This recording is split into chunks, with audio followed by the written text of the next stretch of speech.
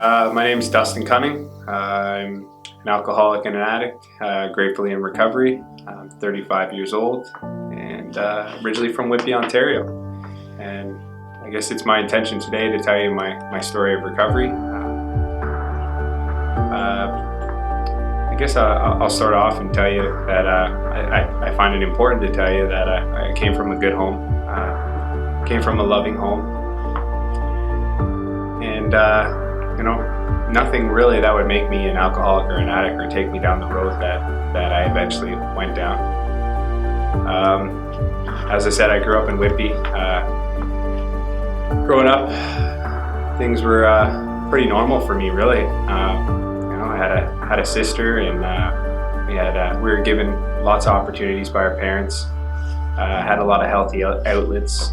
Played hockey growing up. It was a lot of fun, and nothing really that jumps out as like any major trauma or anything that would be an indicator of why I ended up doing the things that I did.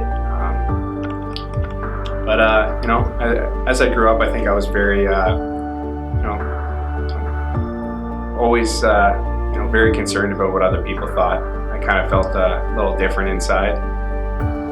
A lot of internal fear, but it's funny because I never wanted you to know that, right? I always just wanted to fit in. I wanted to be a part of, and I think those feelings internally, led to maybe why I took to drinking and drugging the way that I did. Because when I was 15 or 16. Kind of foggy, right?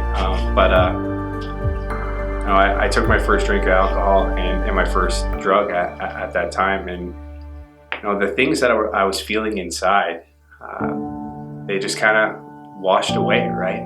And I felt free. It was a moment where I think my life kind of switched, and for the first time I could take that deep breath, right? And I think in that moment I didn't know it then, but I know it now. Like I didn't even like the way I felt sober, and I was walking around the earth and I had no clue that that it was like that, right? And so right away I took to drinking and smoking weed, right? That's a lot of us start. That's why I started anyways, and I immediately, I just that's what I wanted to do, all the time. Something changed inside of me that day, and even my mother will say, I left the house that day, and I didn't come back, right? Or I came back a different guy, and I felt different too, right? And I had no idea where that was going to take me. At 15, 16 years old, I thought I was just doing what all the other kids were doing, but I felt like I found something, right? Suddenly I didn't care about what you thought about me. I felt a part of, and my soul, inside, like my soul was on fire. I felt like I had found something that made me whole. And at the beginning, when I first started drinking and using drugs, it worked. It worked for whatever internal condition that I had going on at that time. And today, back then it worked. And then over the years, it stopped working, right? But I believe my story is a story of progression, right? It progressively got worse over the years, and I started experimenting with other drugs.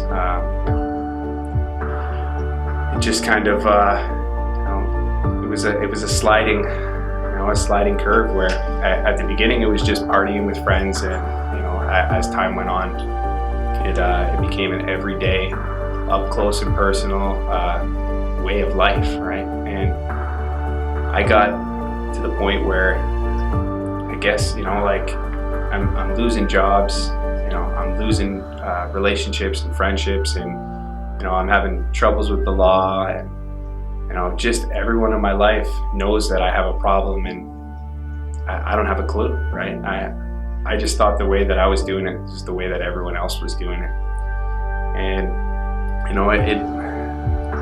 I find it probably important to say, like, I come from a home of recovery. My father got sober when I was a little guy, and there was always that idea that I might have the disease of alcoholism or addiction.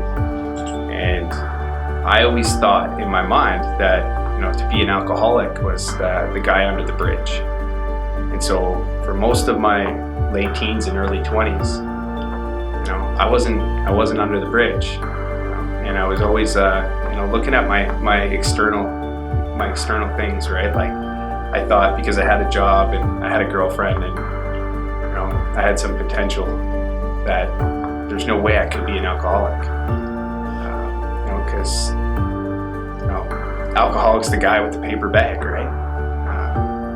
And as time went on, people that loved me, the people that cared about me, they'd reach out many times, and I always just brushed it off, like it's not me, And over the years, I got more angry or angrier every time that they reached out to me, and they said, "Dustin, it seems like you got a problem. Maybe you can go to some meetings, or maybe you can try and stop drinking." And I just in so much denial and so much anger, and I resented them for it, right? So as time went on through my 20s, I could explain my 20s as just a roller coaster ride of just riding the wave. I'd do good for a little while. I'd get a job and a new girlfriend, and I'd be driving a nice car, and then I would lose it all, and I would blame everything in my life except for my drinking and my drugging. And then I would, I'd clean myself up a little bit, and I'd start to do better. I'd get another job, and I'd get another girlfriend, and I'd get another car, and I'd say, "Look at me, right? I'm okay." Meanwhile, on the inside, like I'm obsessing over that next drink, that next drug, and just clueless. I had no idea of what I was suffering from, and sober, I forgot what that was like, right? I just got to the point where I'm drinking and using every day, and as time went on, my consequences became heavier, right? And as the consequences became heavier, I believe that my disease was progressing all along, and I started using harder substances. Suddenly I'm not just smoking weed and drinking anymore. I'm using cocaine and opiates, and I'm hanging around different people, right? And my friends are changing. I'm hanging out with people that just they drink and they drug like me, and yeah, like all the while, I'm a fortunate guy. Like, I have probably the only reason I'm here today to even tell you my story is because my family broke every fall that I ever had, and they never gave up on me, right? Even when I'd given up on me. So I ended up, I guess if I kind of fast forward a little bit, I met my wife in 2015, and we had our first child on the way, and I knew the way that I was living wasn't serving me, and it wasn't good. But with the thought of a child coming into the world, right? I started looking in the mirror a little bit differently, and I say this sometimes, and I'll say it today. I bet you if I would have taken a lie detector test, I would have passed. And the fact that I wanted to change my life and I wanted to get sober, but years of drinking and drugging the way that I was, I had no idea, how powerless I was at that point.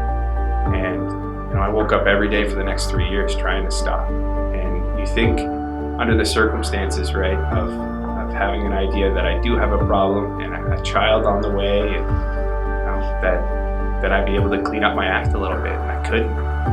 it just got worse. Waking up every day just, wait, I'm not going to drink today. I'm not going to drug today. And then my feet hit the floor. Right? Just feeling so busted, so broken, and so alone in my head. I think during that time, I got to my lowest point, and I can tell you that, I've never contemplated suicide, but I started really thinking that, my wife and my child would be better off without me. I got to the point where I was starting to get really physically sick, and the people in my life were noticing that, right? I'm losing a lot of weight. I got big black bags under my eyes, and I'm stealing from everybody. Everyone's missing money, and I became this liar, cheat thief, right? And so I can remember I came home one day, and a whole bunch of people in the living room, and I thought, well, man, good excuse. I better get myself a drink. Because that's the way I thought, right? And so I walked into the living room, and they said, Dustin, this is your intervention. We can get you into treatment. Will you go? It's weird because anytime anybody asked me that, suggested that they could help me or wanted to help me or tried to point me in the right direction, I'd just get so angry, and I'd be like, I got this, leave me alone. I'll figure it out. And in that moment, like something happened to me. Like it was like a bit of a surrender, right? I knew I was cooked. I knew the way I was living, I couldn't do it anymore. I always say that God paralyzed the liar in me. Right? In that moment, I just said yes. And I waited a little time to get into treatment, and I showed up to treatment. I was 110 pounds, soaking wet, green-gray, just sick, and not really any clue of how sick I really was. I hung around that treatment center for the month, and got some counseling. Got told some things that I needed to hear, and at a certain point, I had a bit of an experience, right? And I started to become willing. Right? I got desperate. In that desperation, I got willing to take some direction. They told me that I needed to go to a 12-step fellowship or I was going to die. I thought that was a little strong, but thought maybe there might be some other way. But they told me no. They're like, you're a bad alcoholic and an addict, man, and if you don't have a program, chances are you're gonna drink again and use again and probably die. So I heard that loud and clear. I believe I have a lot to live for, and I wanted to make the people in my life proud. I wanted to be a good dad. I wanted to give my son an honest father, right? A good father. I wanted to be a husband. I wanted to be a husband and a dad that puts groceries in the fridge. That doesn't steal the grocery money, right? And, I got out of the treatment center, and I came straight to a 12-step fellowship, and I just started doing the things they told me, right? Got myself a sponsor, got a home group, and I just started going to a lot of meetings, and I started to take direction. I think that's the biggest thing for me, right? Is I had to understand that my way didn't work. That the way that I've been living, the understanding in my mind of how to live wasn't working for me anymore. So I needed some help. So I started listening to what the guys that were sober, were doing, and they're like, "Here, kid, do this." Okay, I'll do this, right? That sponsor thought there's some work I should do. Go read this book, do these steps, and that's what we did. And I had another experience that I think changed my thinking. Right? Today, my life is a lot different than it used to be. I'm gratefully gratefully been sober since March 26, 2018. Haven't had a drink or a drug or any mind-altering substances, and I'm really grateful about that. But not only that, like, the thing I want to share is that when I got into recovery is I was doing it because I had to, right? And as time went on, mostly after I started, working the steps and doing what I was told, I got to a point where I started to do it because I love the result of it. I love being free. I wasn't free for 17 years. I was just stuck, in a cycle of suicide, right? Just dying. And today, I'm happy. I have a beautiful family, a beautiful wife, and I'm free, right? And if you're out there and you're hearing this and you're stuck in that same cycle, I think I want to share with you that there's another way to live, right? And you're not alone. And I hope that hearing another person's story, you might feel feel a little hope and hold on, right? And if you are struggling, just ask somebody for help. If you know anybody that is already in recovery, just reach out to them. It's one of the biggest steps, but the hardest that we take. And allowing another person to give me direction was hard, right? Because like I said, I didn't want your help, but it was the best thing I ever did. And today my kids have a sober dad, right? I got two beautiful boys, and I look at my watch here. Really shortly, my wife's gonna have a baby girl, less than a month, and I hope she never has to see her dad drunk or high. And my mother and my father, they have their son back, and that's amazing. So if you're out there and you need some help, reach out to somebody, and you're not alone. And I wish you all the best. Wish you peace.